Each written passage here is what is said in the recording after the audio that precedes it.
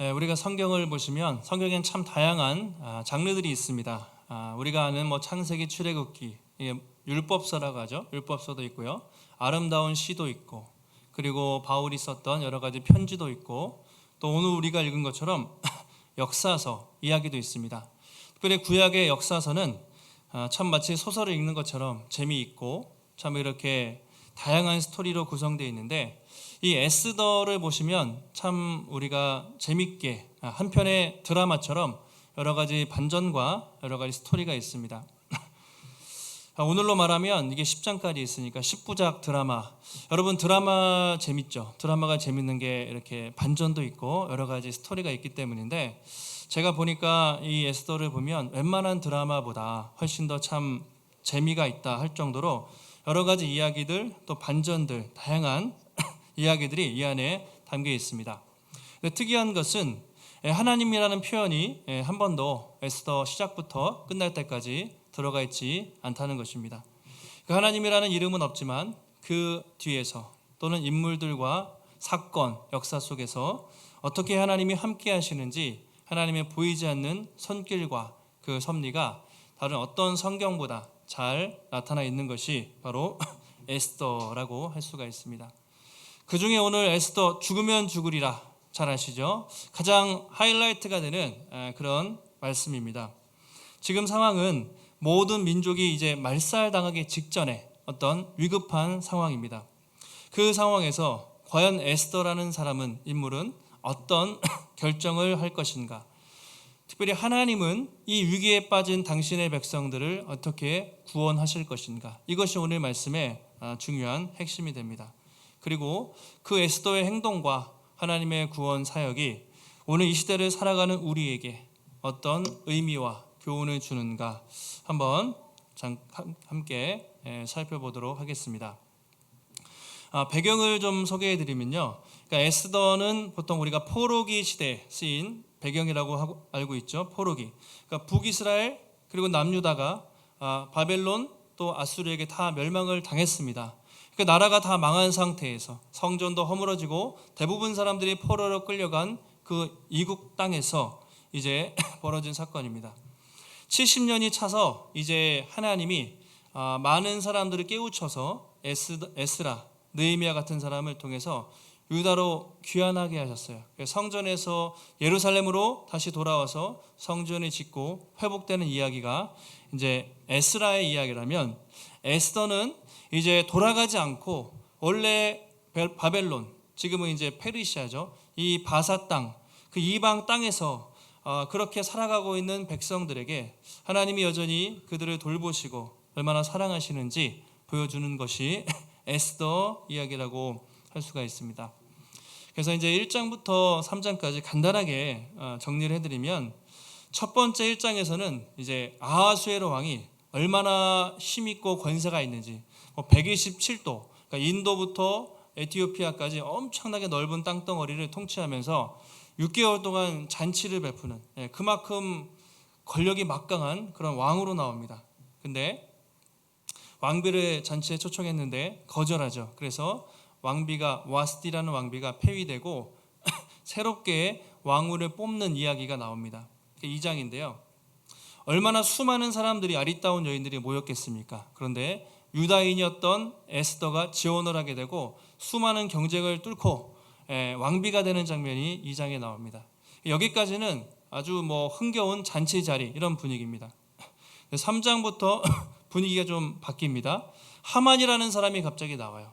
제국의 2인자가 돼서 이제 모르드게라는 사람과 갈등이 벌어지게 됩니다. 그러니까 모르드게는 에스더 부모님이 어릴 때 일찍 돌아가신 것 같아요. 그래서 에스더의 삼촌인데 어릴 때부터 양육을 했던 사람이고 아주 신실한 믿음의 사람이었습니다. 근데 하만은 아마 아말렉 출신의 사람인데 이제 아마 왕에게 뇌물도 바치고 막 그래가지고 제국의 2인자가 됐어요. 그러니까 엄청 교만하고 이렇게 기고만장하게 다녔던 것 같습니다. 근데 모르드게가 절도 안 하고 자기를 경배하지 않자 이 하만이 처음엔 모르드게만 죽여야겠다 생각을 하다가, 아니다, 내가 이스라엘 민족을 다 학살시켜야겠다, 그렇게 생각을 하고 이제 조서를 내리게 됩니다.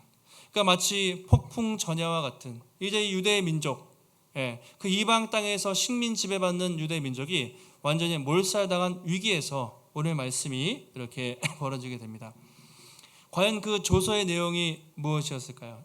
하만이 반포했던 그 조서의 내용은 이렇습니다. 3장 13절에 하루 동안에, 지금이 이제 1월이에요. 이 시기가. 근데 제비를 뽑았는데 12월 13일로 뽑혔습니다. 그 정해진 날 하루 동안에 모든 유다인을 젊은이, 늙은이, 어린이, 여인들 다 막론하고 다 죽여라.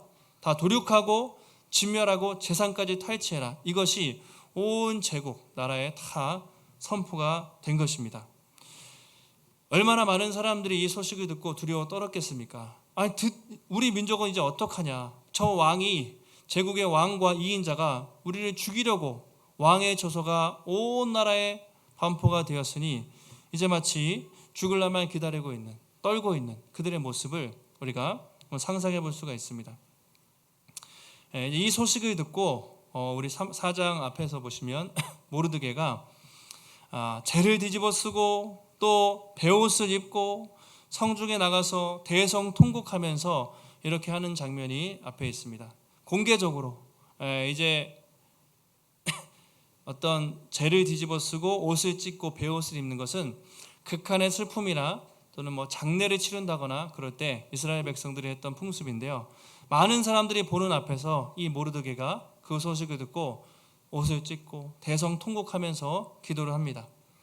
그리고 모든 백성들이 그 소식을 듣고 함께 그렇게 동참을 하게 됩니다. 에스더 4장 3절에 이렇게 나와 있습니다. 같이 한번 3절 읽어보겠습니다.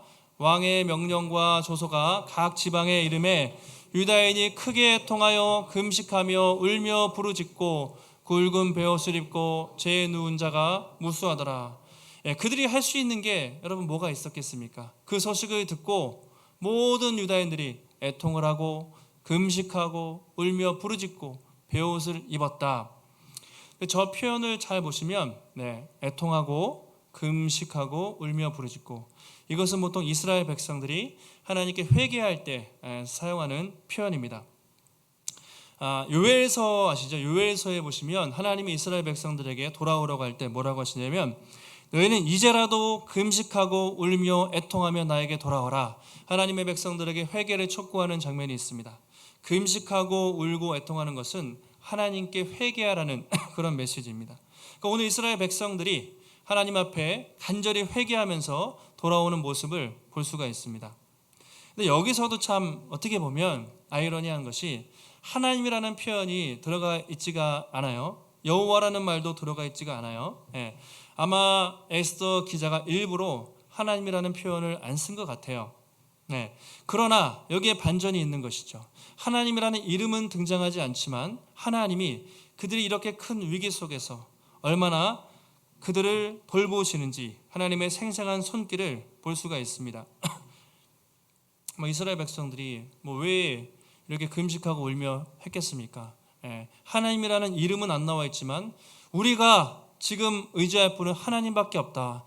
다시 우리가 하나님께 돌아가서 하나님의 은혜와 구원을 구하자. 온 이스라엘 백성들에게 기도와 회개의 운동이 불길처럼 일어났던 것 같아요. 그래서 하나님은 그 기도를 통해서 이제 놀랍게 역사하시는 것을 우리가 볼 수가 있습니다. 그래서 이 4장을요, 에스더 4장을 우리 어떤 베를린이라는 학자가 이렇게 표현을 했습니다. 하나님이 가장 임재에 계시면서도 가장 부재에 계시다, 이렇게 표현을 했는데 하나님이 안 계신 것 같아요. 왕은 자기 민족을 죽이려고 하고 여호와라는 이름은 들어가 있지 않지만 그 하나님이 안 계신 상황 속에서도 하나님이 가장 놀랍게 함께 하시는 그 구원의 현장이 바로 에스더의 현장이다, 이렇게 표현을 했습니다. 이사야 45장 15절에 보시면 구원의 하나님 이렇게 표현하죠. 뭐라고 합니까? 구원자 이스라엘의 하나님이시여 진실로 주는 스스로 숨어 계시는 하나님이십니다, 이렇게 표현을 합니다. 구원자 하나님이 뭐라고요? 스스로 숨어 계시는. 왜 하나님이 숨바꼭질 하십니까? 숨어 계시는 하나님으로 성경이 말하고 있어요. 물론 어느 때는 하나님이 기적과 기사를 베풀면서 출애굽 시대에는 놀라운 이적과 기사를 베풀기도 했지만 또 하나님은 어느 때는 스스로 숨어 계시면서 자신을 드러내지 않지만 그 역사의 무대 뒤편에서 사람들과 또 모든 사건 속에서 그것을 통치하시고 계획하시고 섭리하시는 분이 하나님이시다라는 것을 우리가 볼 수가 있습니다. 출애굽기에도요 비슷한 일이 있었습니다. 요셉이 수많은 민족들을 자기 형제들과 아버지 가족들을 데리고 한 70여 명 바로한테 갔는데, 그때까지는 바로가 요셉을 잘 대해줬죠. 총리였으니까. 한 400년이 지나고 요셉을 모르는 이제 바로 왕이 나타났을 때 엄청난 핍박과 고통이 이제 벌어지기 시작합니다.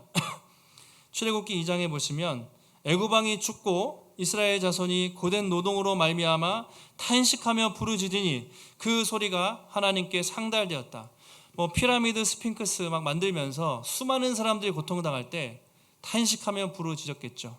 그때 그 소리가 하나님께 상달된지라 하면서 출애굽기 2장 24절에 이렇게 말하고 있습니다. 같이 한번 읽어보실까요? 시작. 하나님이 그들의 고통 소리를 들으시고 하나님이 아브라함과 이삭과 야곱에게 세운 그의 언약을 기억하사. 25절. 하나님이 이스라엘 자손을 돌보셨고 하나님이 그들을 기억하셨더라. 그 버림받은 것 같은 바로 왕이 엄청난 핍박 속에서 이스라엘 백성들이 탄식하며 민족적으로 부르짖었을 때 하나님이 어떻게 했습니까? 그들의 소리를 들으시고, 특별히 중요한 표현은 아브라함과 이삭과 야곱에게 세운 언약을 기억하셨다.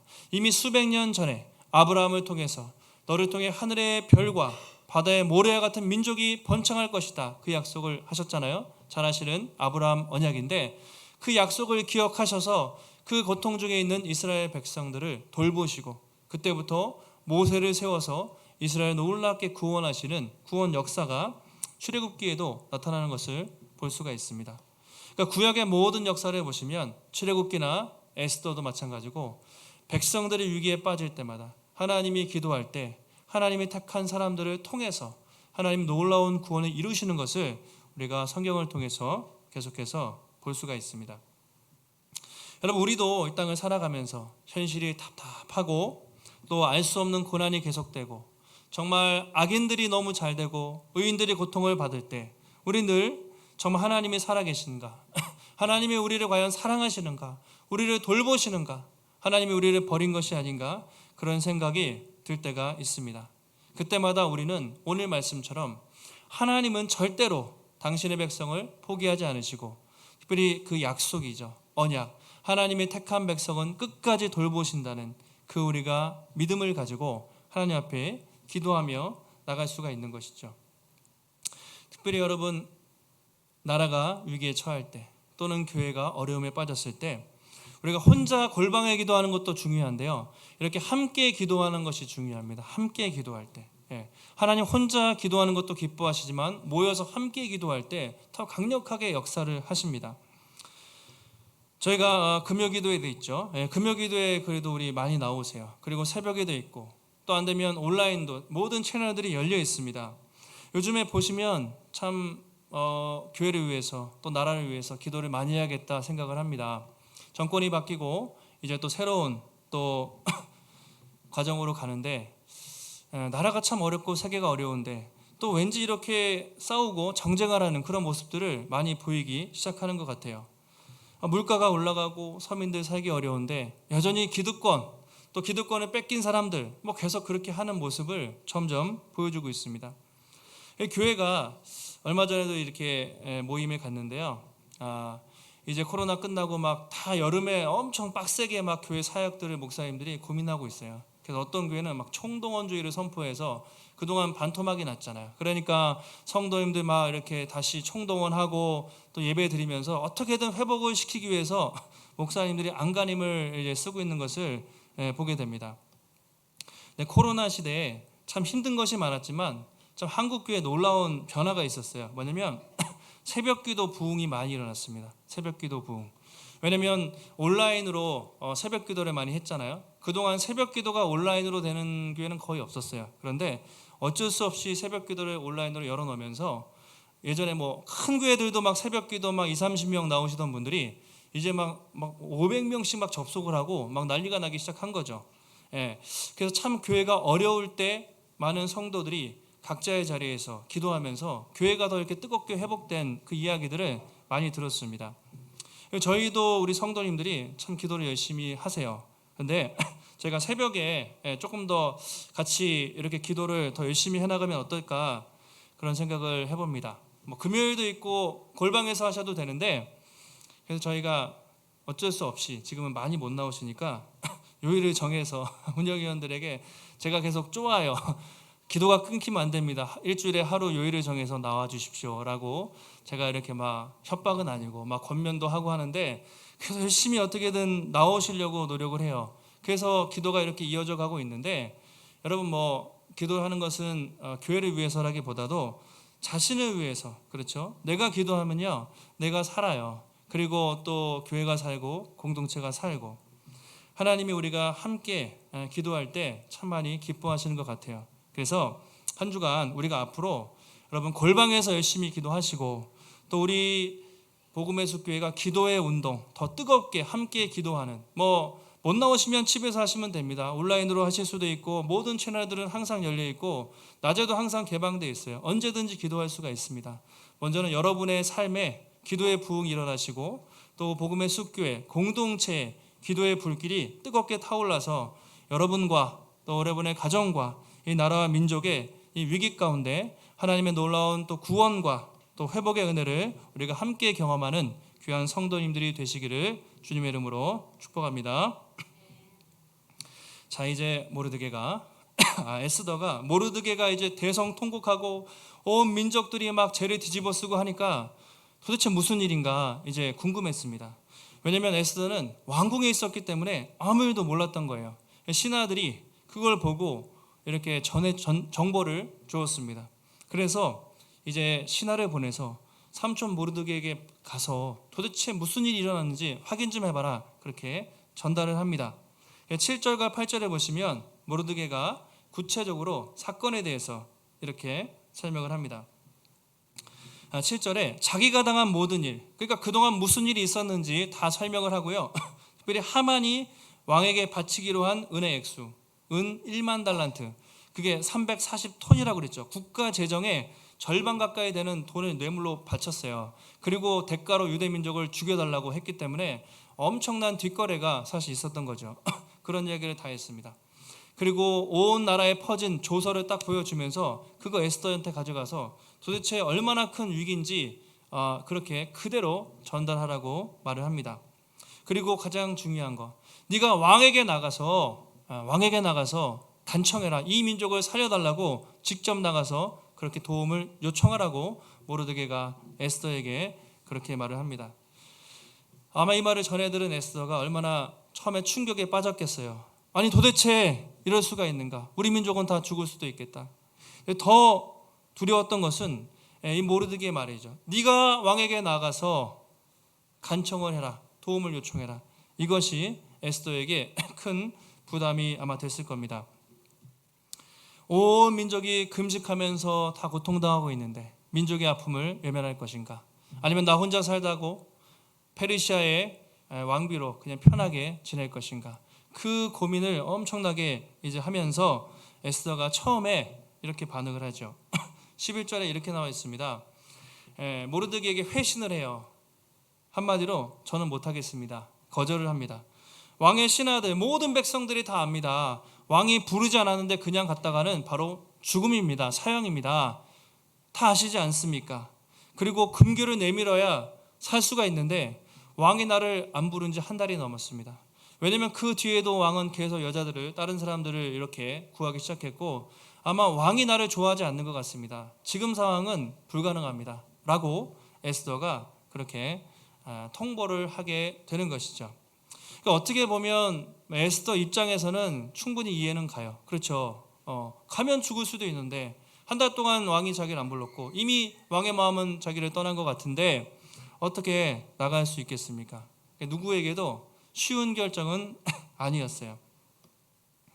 근데 또 한편으로 보면 모르드게가 볼 때는 그것은 핑계와 변명에 불과했습니다. 모르드게가 강하게 권면을 합니다. 너 왕궁에 있으니까 혼자 살 거라고 생각을 하지 말아라. 너는 원래 바사의 왕비가 아니라 뭐였습니까? 하나님의 택한 백성 유대인이지 않냐? 살아도 같이 살고 같이 죽어야 된다. 너의 정체성을 기억해라 하면서 한마디로 너의 목숨보다 공동체의 신앙, 공동체를 함께 생각해라. 그 에스더의 이기적인 개인주의적인 신앙을 모르드게가 지적을 합니다. 그러면서 한 걸음 더 나아가서 이렇게 얘기를 합니다. 14절에 같이 한번 읽겠습니다. 이때 내가 만일 잠잠하여 말이 없으면 유다인은 다른 데로 말미암아 노임과 구원을 얻으려니와 너와 내 아버지 집은 멸망하리라. 내가 왕후의 자리를 얻은 것이 이때를 위함이 아닌지 누가 알겠느냐 하니.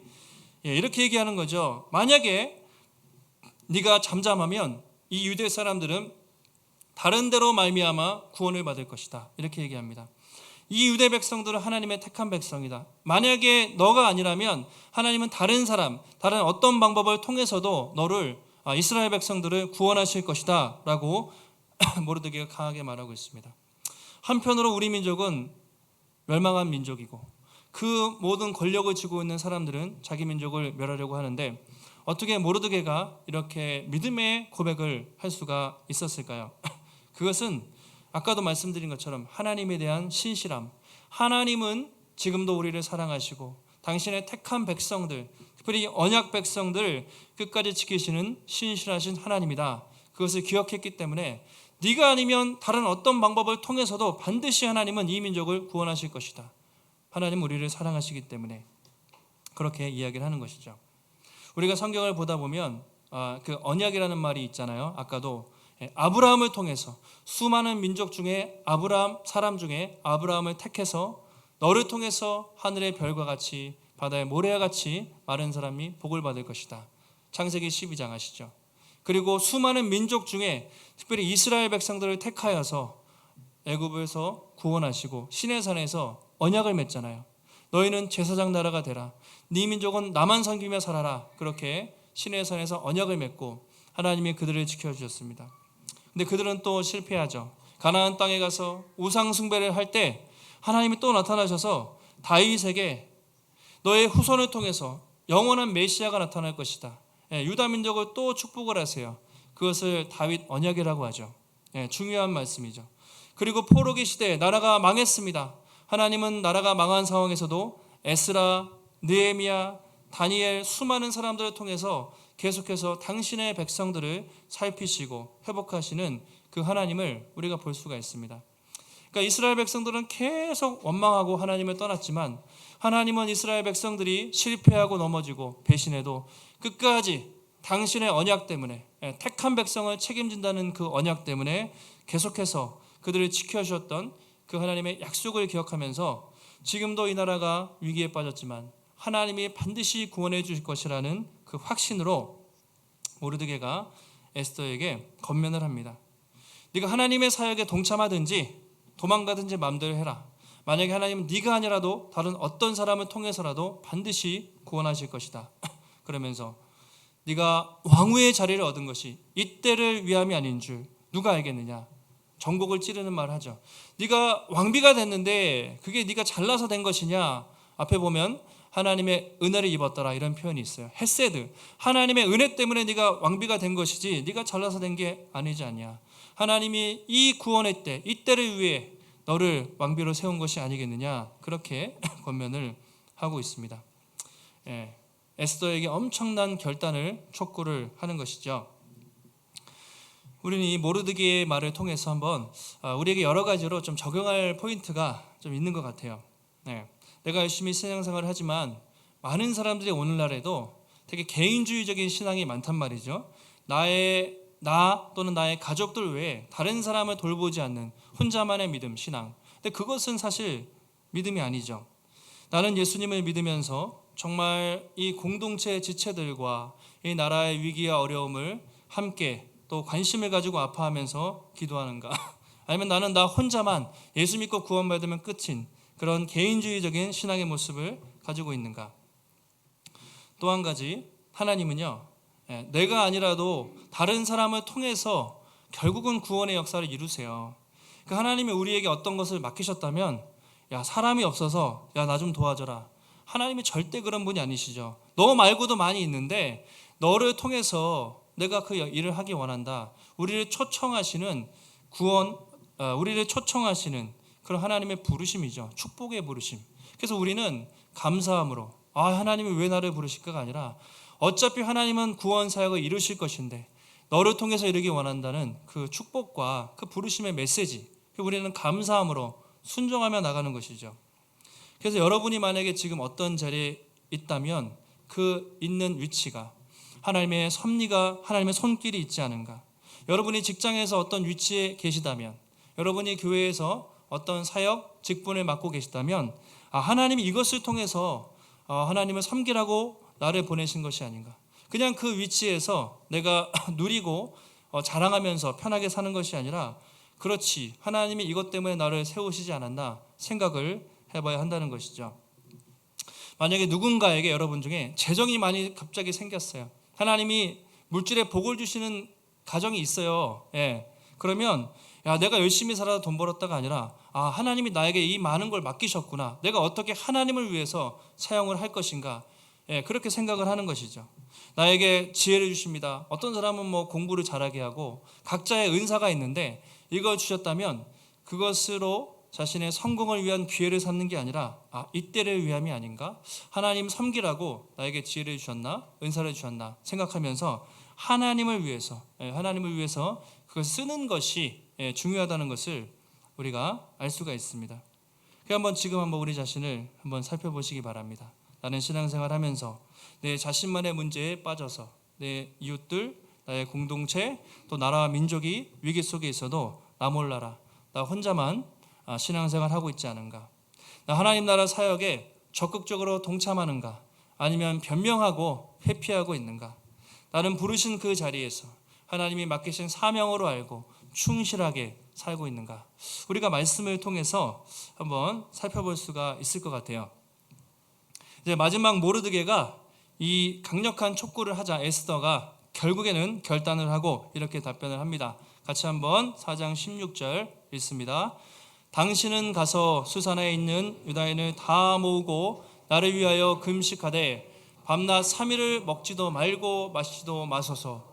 나도 나의 시녀와 더불어 이렇게 금식한 후에 규례를 어기고 왕에게 나아가리니 죽으면 죽으리이다 하니라. 여러분 가장 잘 아시는 죽으면 죽으리이다.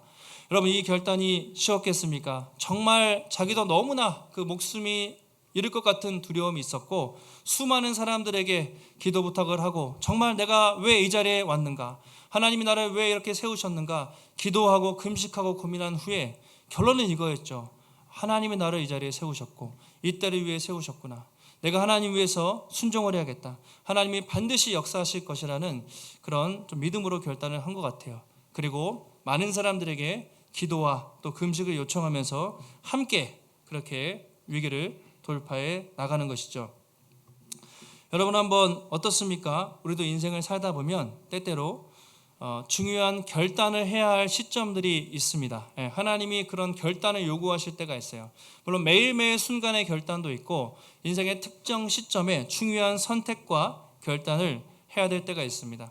인생의 진로를 우리가 변경할 때, 집을 이사를 가게 될 때, 직장을 바꾼다거나 자녀가 결혼을 한다거나 교회에서 어떤 직분을 맡고 봉사를 한다거나 우리 삶에서 중요한 선택과 결단의 시점이 요청될 때가 있습니다. 여러분 그때 하나님 앞에 어떻게 반응을 하십니까? 믿음으로 순종을 하십니까? 아니면 자기 합리와 변명을 하면서 주님 저는 할 수 없습니다. 자신이 선택한 길로 가고 계십니까? 저도 이렇게 보면서 막 이게 힘든 결단의 시기가 있잖아요. 정말 이렇게 어떻게 해야 되지? 그런 결단이 참 많이 있는데 저한테는 가장 큰 기로가 이제 30살에 이제 전공을 버리고 신학을 해야 되나, 신학교 가야 되나, 뭔가 부르심은 있는데 두려움이 있죠. 이렇게 하다가 과연 잘 먹고 살 수 있을까? 이게 정말 맞는 길인가? 막 고민을 할 때 이제 기도 부탁을 하고 또 기도원에 들어가서 기도하면서 이제 하나님의 부르심을 경험하고 이제 신학을 이제 하게 됐고요. 또 이제 교회 사역을 한 10년 정도 하면서 또 이제 선교를 가야 되나, 또 다른 부임을 해야 되나, 개척을 해야 되나, 공부를 해야 되나, 또 수많은 선택의 기로가 있습니다.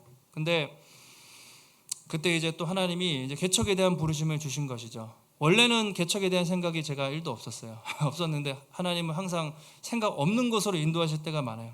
근데 그때 기도하다 보면 정말 간절히 다 내려놓고 기도하다 보면 하나님의 뜻이 분명히 보이고, 그리고 믿음으로 순종할 때 그것이 결국에는 가장 복된 길이구나. 그러니까 아무리 인간적으로 잔머리를 굴리고 생각해봐도 내 계획대로 내 생각대로 하면 반드시 좀 힘들어져요. 돌아가게 되는 것 같아요. 근데 하나님의 뜻대로 순종하면 그 당시에는 참 힘든 것 같은데 정면 돌파. 근데 그 길이 결국에는 가장 축복의 길이고 하나님이 인도하시는 길이라는 것을 우리가 경험할 때가 많은 것 같습니다. 한번 우리 자신도 한번 돌아보시면 좋겠습니다. 최근에 하나님이 요즘 나에게 어떤 선택과 또 결단을, 순종을 요구하신다면 나는 그 순종에 믿음으로 순종하며 용기 있게 반응을 하는가, 아니면 문제를 회피하고 내 생각대로 하고 있는가. 우리가 한번 간절히 주님 앞에 내려놓고 기도를 해야 될 필요가 있는 것 같습니다. 말씀을 한번 정리하겠습니다. 우리가 에스더를 보면서 여러 가지 말씀들을 우리가 적용점들이 있는데요. 일단 에스더의 믿음이 대단한 것은 맞는 것 같아요. 그런데 우리가 에스더 자체를 항상 성경을 보실 때 어떤 사람을 우리가 이렇게 영웅시해서는 안 됩니다. 성경을 볼 때 항상 우리가 조심해야 되는 게, 세상은 사람을 영웅화하고 희화화시키잖아요. 그래서 위인을 만들지만 우리가 에스더를 잘못 적용하면 맨날 이렇게 되는 거죠. 에스더처럼 성공하고 왕비가 돼서 영향력을 끼치고, 다윗처럼, 다니엘처럼, 요셉처럼 높은 자리에 올라가서 성공해야 한다는 그런 식으로 우리가 잘못 적용할 수도 있습니다. 그런데 그것이 아니라 에스더도 죄인이고 모르드게도 죄인이고 다윗도 죄인이고, 하나님은 그 부족한 죄인들을 사용하셔서 하나님이 그들을 통해서 역사하시는 것이죠. 성경의 모든 성경의 주인공은 사람이 아니라 하나님이십니다. 부족한 인간들을 그 위기의 때 그들을 택하시고 부르시고 준비시키셔서 놀랍게 사용하시는 하나님이, 구원이 이 모든 성경의 또 중요한 메시지라는 것을 우리가 잘 기억을 하셔야 됩니다. 그래서 에스더를 보시면서 우리가 떠올려야 될 한 분이 계십니다. 에스더보다 훨씬 더 하나님께 온전한 순종을 하시고 또 우리를 위해서 자신을 드리신 바로 예수 그리스도를 우리가 꼭 기억을 하셔야 됩니다. 에스더는 두려움 때문에 주저하다가 순종을 했지만 예수님은 한 번도 두려워한 적 없이 하나님 아버지께 완전한 순종을 하셨고, 에스더는 죽으면 죽으리다 했지만 죽진 않았죠. 그러나 예수님은 자신의 죄가 없음에도 불구하고 우리를 대신해서 죽으심으로 십자가에서 우리를 구원하시고 완전한 승리와 회복을 보이신 분. 그래서 우리가 완전한 모델, 우리가 따르고 본받아야 될 분은 우리 구주 예수 그리스도라는 것을 여러분 기억을 하시면 좋겠습니다. 지금도 세상을 살아가면서 혹시 인생에 어떤 위기와 고난이 있습니까? 지금도 우리와 함께 하시는, 보이지 않지만 불꽃 같은 눈동자로 우리 모든 삶의 현장 가운데 우리와 함께 하시는 하나님을 믿음의 눈으로 바라보시기를 바랍니다. 여러분에게 맡기신 사명의 자리 무엇이 있습니까? 여러분 그 자리에 부르신 것이 이때를 위함이 아닌가, 하나님의 영광을 위해서 여러분 부르신 줄 믿고, 우리가 다 왕비처럼 높은 자리는 아니지라도 여러분 가정에서 부모로서, 교회에서 임원으로서, 리더로서, 직장에서 각자 부르신 자리에서 그 맡기신 사명을 신실하게 감당하는 것이 중요합니다. 그리고 그렇게 믿음으로 순종할 때 우리의 작은 믿음의 순종을 통해서 하나님은 놀라운 구원의 역사를 이루실 줄 믿습니다. 한 주간도 세상을 살아가실 때 여러분 세상의 권력과 세상의 왕을 두려워하지 마시고, 하나님이 왕이시고 하나님이 우리를 불꽃 같은 눈동자로 날마다 지키신다, 그 믿음 가지고 오직 하나님만 두려워하시고 부르신 그 자리에서 신실하게 사명을 감당하여서 하나님께 영광 돌리며 하나님 놀라운 구원의 역사를 또 한 주간 경험하시는 복된 성도님들이 되시기를 예수님의 이름으로 축원합니다. 하나님 감사합니다. 오늘도 우리에게 거룩한 주일 허락하여 주시고 에스더를 통해서 다시 한번 주님의 귀한 말씀을 깨닫게 하시니 감사를 드립니다. 이스라엘 백성들이 나라가 다 무너지고 성전도 깨지고 식민지 포로 상태에서 하나님이 우리를 버리신 것이 아닌가, 모든 것이 끝난 것이 아닌가 생각할 그때, 하나님은 그때에도 여전히 믿음의 사람들을 통하여서 하나님의 백성들을 지켜주시고 놀랍게 구원하시는 것을 우리가 경험하게 됩니다. 이 땅을 살아가면서 때로는 우리가 버림받은 것처럼, 때로는 우리가 세상에 너무나 초라하게 살아갈 때도 있지만, 그럼에도 불구하고 날마다 우리 하나님 불꽃 같은 눈동자로 우리를 지키시며 함께 하신다는 것을 기억하고, 이스라엘 백성들이 금식하며 애통하며 부르짖었던 것처럼 우리도 날마다 기도의 골방에서 또 교회에 나와서 합심하여 기도하는 가운데 날마다 하나님의 놀라운 성령의 역사를 우리가 풍성히 경험할 수 있도록 붙잡아 주시옵소서. 특별히 주님 우리를 부르신 그 사명의 자리, 내일부터 세상에 돌아가서 살아갈 터인데 하나님 용기 주시고 믿음 주셔서 하나님 이때를 위해서 나를 세우신 것이 아닌가, 늘 그 사명과 비전을 가지고 맡겨진 자리에서 신실하게 주님 그 귀한 사명을 감당할 수 있도록 힘과 능력을 더하여 주시옵소서. 오늘도 주 앞에 나올 때 하나님 우리의 마음을 담아 귀한 예물 드립니다. 하나님 드리는 손길 위에 하나님 놀랍게 축복하여 주시며, 하나님 우리의 삶 속에 우리의 모든 물질과 건강과 시간과 우리 모든 것이 하나님의 주인이심을 인정하며 먼저 그의 나라와 의를 구하며 살아갈 때 하나님께서 부족함이 없이 채우시는 주님의 놀라운 공급하심과 회복의 손길을 날마다 경험할 수 있도록 주님 붙잡아 주시옵소서. 한 주간도 깨어 믿음으로 승리케 하시기를 간구하오며 모든 말씀 거룩하신 예수님의 이름으로 기도하옵나이다. 아멘.